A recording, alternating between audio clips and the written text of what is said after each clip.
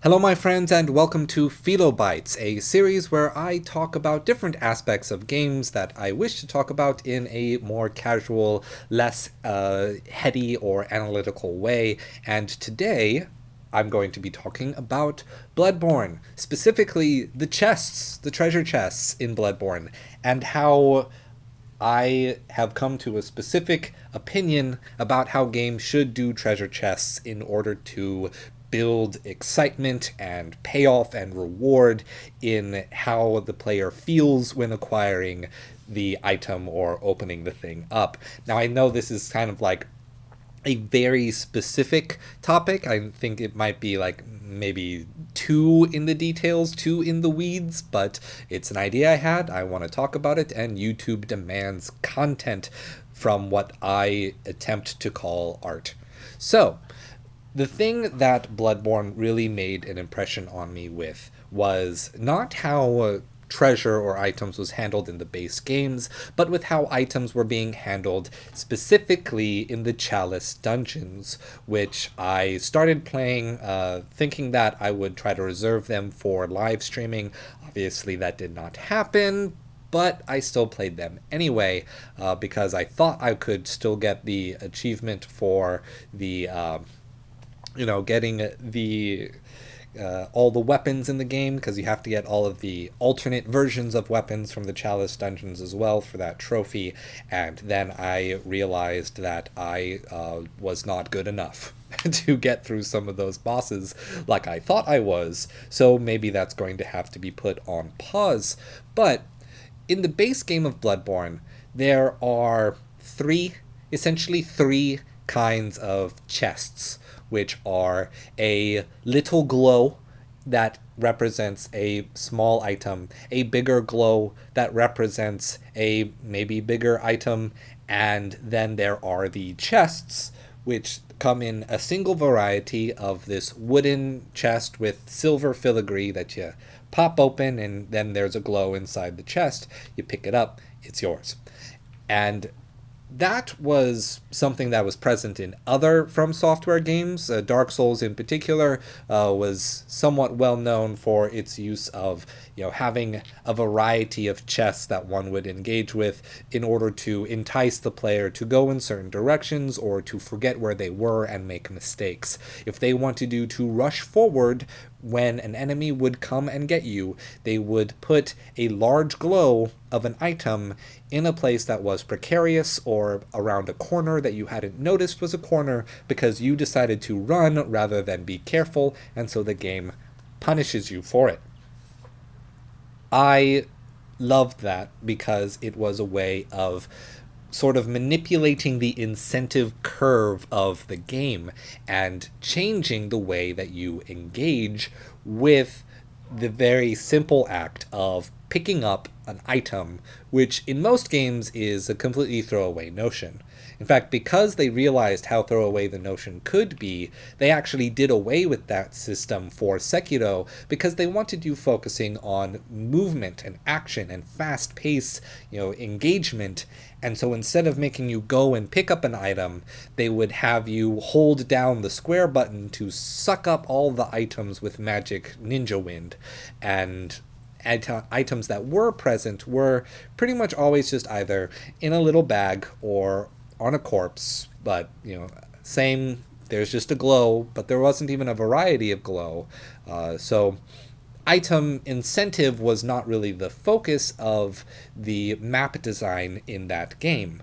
And I think that's absolutely fine. I actually prefer it for the kind of game it was going for.